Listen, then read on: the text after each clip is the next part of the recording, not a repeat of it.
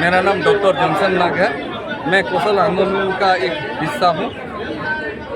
ये जो युवा लोग इधर इकट्ठा होके उड़ीसा से आके इधर चिल्ला रहे हैं जय कौशल बोल रहे हैं, इसका मूल आधार है लैंग्वेज प्रॉब्लम है। देखिए, भारत आज़ादी हुआ, आज़ादी होने के बावजूद एक इलाका था जिसको गड़जात एरिया बोलते हैं, या तो अभी वेस्टर्न उड़ीसा और कौशल एरिया बोलते हैं।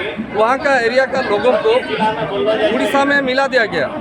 जो लोग की उड़िया अभी भी नहीं है, और जो स्कूल में पढ़ाया जा रहा है वो उड़िया लैंग्वेज पढ़ा रहे हैं, तो जो कम्युनिकेशन गैप हो रहा है लैंग्वेज की वजह से, तो वेस्टर्न उड़ीसा का जो लड़का लड़की है ये कोस्टल एरिया का लड़का लड़की से कंप्लीट कर नहीं पा रहे हैं। उसके लिए अभी यही हफ्ते में उड़ीसा में एक अपॉइंटमेंट दिया गया मास्टर टीचर लोगों का। 11,000 टीचर को अपॉइंटमेंट दिया गया, जहां सिर्फ 500 लोग वेस्टर्न उड़ीसा, मतलब 30 स्टेट में से 14 स्टेट का जो रेशियो है 500 लोग, 500 लड़का लड़की आपके जैसे वो लोग पढ़ रहे हैं। लेकिन उड़िया लैंग्वेज जो कम्युनिकेशन का जो मीडिया हो रहा है कौशल लड़का लड़की लोगों के लिए ठीक नहीं है, इसीलिए ये लोग पिछड़ा है। उसके अलावा और सबसे अहम डिमांड है कि आज़ादी हमको अभी तक नहीं मिला।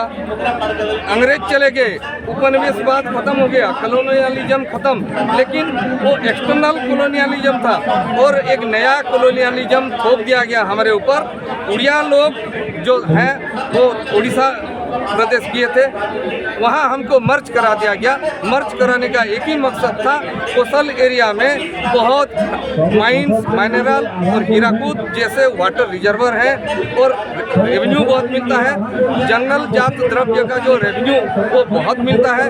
एक्साइज का जो हमारे वहाँ माहौल बोलते हैं उनमें से बहुत मिलता है। कुल मिला के उड़ीसा बजट का जो इनकम सोर्स है मोर देन 75% कोस्टल एरिया से लेते हैं, और उसका जो यूटिलाइजेशन कोस्टल उड़ीसा में करते हैं। मतलब ये जो रीजनल डिस्क्रिमिनेशन, यही डिस्क्रिमिनेशन ख़त्म करने के लिए वहाँ का युवा आज शेर और सिंह की तरह दिल्ली में आज आके गरज रहे हैं, जय कौशल, जय कौशल, जय कौशल।